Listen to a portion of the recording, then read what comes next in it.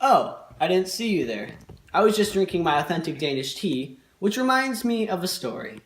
Have you ever heard of the resistance group called BOPA? BOPA, or Civil Partisans, was a Danish resistance group formed in 1942.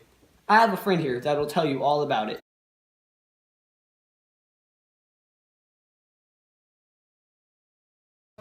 On April 9, 1940, Germany invaded Denmark. The initial resistance was fairly peaceful and mostly involved people skipping work and going to rallies and protests. In 1942, the Communist Party of Denmark was banned by the Nazis. This was the reason for the start of BOPA. The Communist Party of Denmark wanted to get their party back so that they could have power in their government. The resistance was originally called COPA. This stood for Communist Partisans. German soldiers started to walk the streets, and they put out curfews and laws to keep people from resisting. At first, the King of Denmark rejected these laws, but they were later forced upon him by the Nazis. Some years later, they made a law that would put anyone who attempted sabotage to death.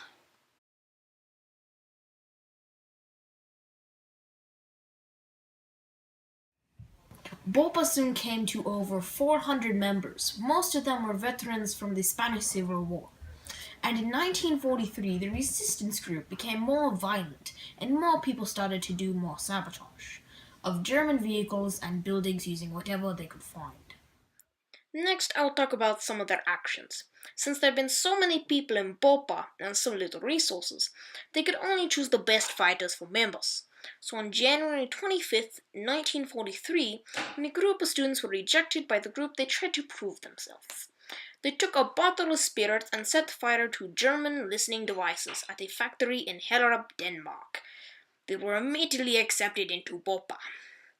One of the larger, more well-known attempts of sabotage was when 50 members attacked a Danish factory that was being used to make airplane rotors for Germans on the same day as Allied troops stormed Normandy, France.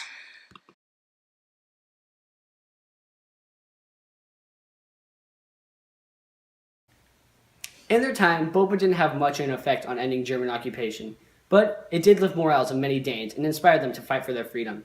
This people took a stand and risked their lives for their country and its people. Today, BOPA can be a model of hope in desperate situations, that we can do anything if we put our minds to it. Now that I've told you the story of BOPA, back to my tea. Bartender, what happened to my tea? I would like some more. Okay, yes, sir.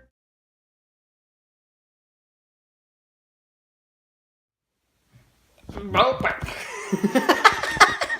You did not get that.